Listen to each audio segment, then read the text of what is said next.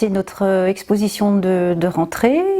Cette exposition va durer jusqu'au 31 octobre. Donc nous avons donné carte blanche aux éditions du Goudron et des Plumes, établies dans le canton du Jura à Chevenay.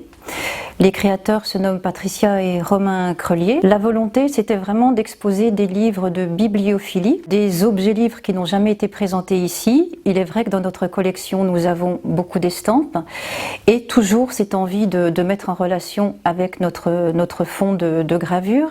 Et puis aussi faire une mise en espace un peu audacieuse avec des livres qui sont présentés cette fois-ci sur les murs, donc sous plaque de verre, donc une lecture qui se déploie comme ça dans l'espace. Et la possibilité pour notre public de regarder chaque planche et d'envisager chaque planche comme une œuvre d'art à part entière et non plus dans un objet vitrine qui finalement contraint extrêmement le livre. C'est une édition quasi familiale,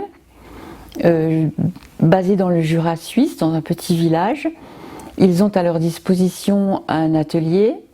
Et puis leur histoire a fait qu'ils ont hérité d'une presse, la FAG Contrôle 405, qui donne son nom à une collection de livres de bibliophilie.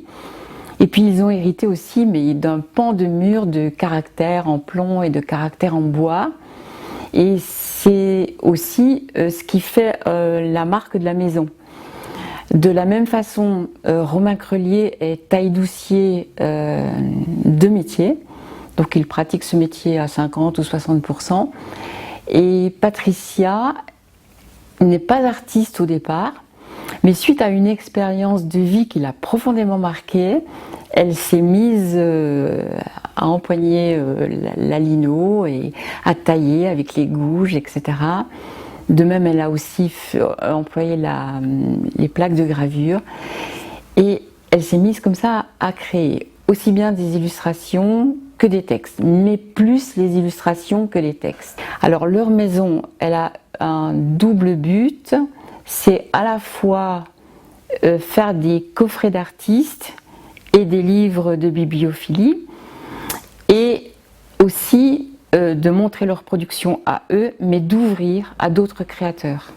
Alors ils ouvrent à des créateurs de textes et à des créateurs d'images. Nous avons choisi des objets vitrines, des blocs vitrines, pour avoir là une lecture beaucoup plus didactique avec une présentation des matrices, donc les plaques de gravure, certaines éditions qui sont réservées peut-être à un public, on va dire à tous les publics, et puis différents petits objets qui peuvent servir aux techniques d'impression.